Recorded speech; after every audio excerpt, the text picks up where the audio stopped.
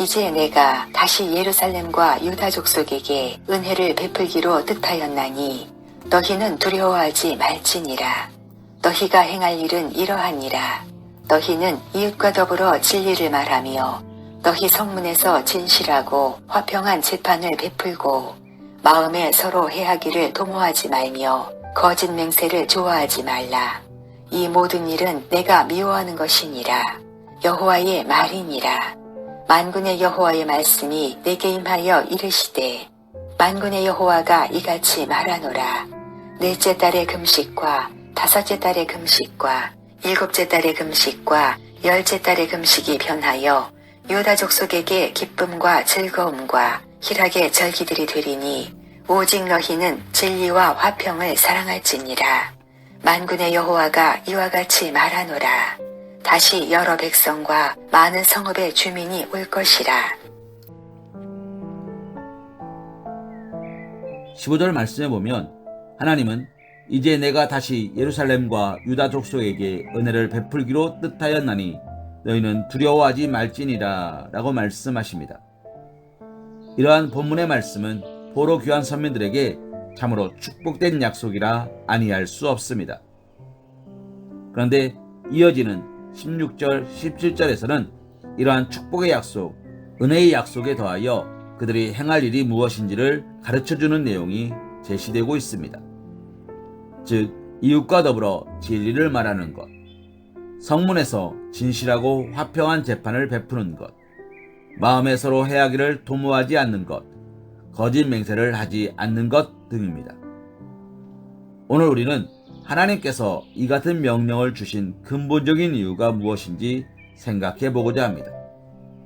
하나님께서 말씀하신 일들은 단순히 선민들이 지켜야 할 의무나 감당해야 할 과업의 의미로 주신 것만은 아닙니다.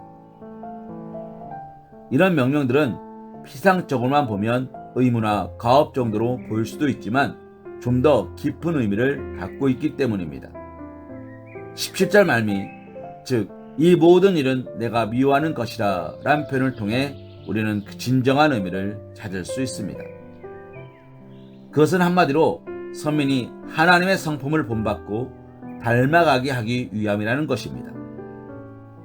사랑하는 성도님, 하나님의 백성이 누구입니까? 그는 하나님을 닮아가며 하나님의 성품을 본받는 자입니다.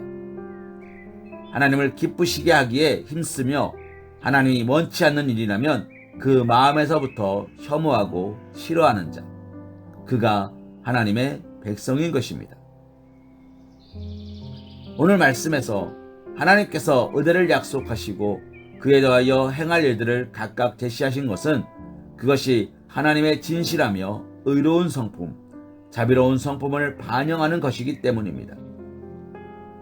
하나님은 이 같은 성품을 갖고 계시지만 우리들은 이를 행함으로써만 하나님의 성품을 본받고 닮아갈 수 있기 때문입니다.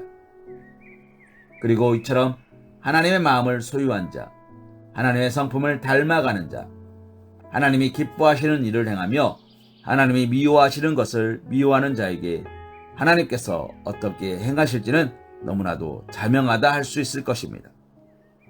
그는 분명 지속적인 축복과 형통, 평안을 누리는 삶을 살게 될 것입니다.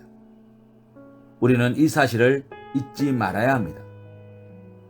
그러므로 하나님이 우리에게 주신 명령을 행하되 우리는 그것을 의무감으로 억지로 행할 것이 아니라 화와 저주를 면하기 위해서도 복을 받기 위해서도 불의와 거짓을 멀리하고 의로운 일을 행하여야 하지만 보다 궁극적으로 그러한 일을 행함으로 우리가 거룩하신 하나님, 축복의 근원이시며 복 그 자체이신 하나님의 성품과 형상을 본받게 된다는 것을 깨달아 알아야 하는 것입니다. 사랑하는 성도님, 성경이 우리에게 요구하는 어떤 명령을 접할 때 그것을 어떤 축복을 받는 조건이나 의무 정도로 생각할 수 있습니다.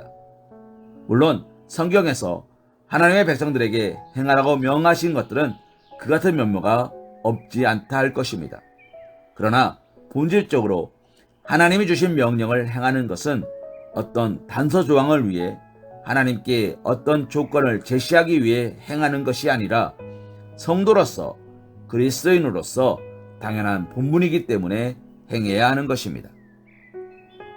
또 그것은 의무이기도 하지만 그것은 우리를 괴롭게 하거나 우리의 어깨를 무겁게 하기 위해 주어진 것이라기보다 그것을 행하는 것 자체가 축복이요 특권이라 할 수 있을 것입니다. 이것이 조건으로 혹은 의무로 여겨지는 것, 마치 억지로 행하는 것처럼 여겨지는 것은 그것을 세상 사람들과 동일한 생각으로, 즉 인간의 죄된 본성으로 판단하고 그것으로 행하려 하기 때문입니다. 그러나 우리가 이를 하나님의 마음으로 하나님을 닮아가는 자로 하나님의 성품을 본받는 자로 행한다면 그것을 행하는 것은 그 자체가 기쁨이요 즐거움이며 우리에게 행복을 선사하는 것이 될 것입니다.